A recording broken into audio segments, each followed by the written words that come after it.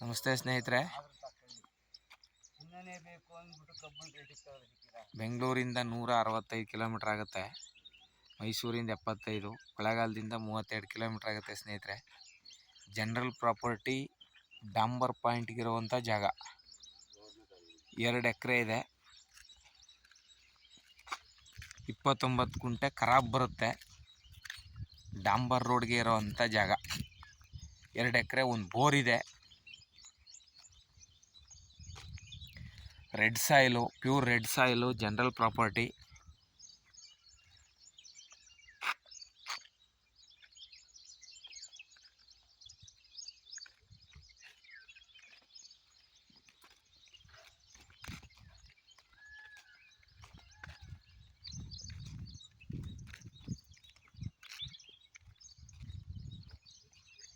ಒಂದು ಬೋರ್ ಇದೆ ಸ್ನೇಹಿತರೆ, ಪ್ಯೂರ್ ರೆಡ್ ಸಾಯಿಲು, ಒಳ್ಳೆ ನೀರಾವರಿ, ವಾಟರ್ ಸೋರ್ಸ್ ಏರಿಯಾ, ಸುತ್ತಲೂ ತೋಟಗಳೇ.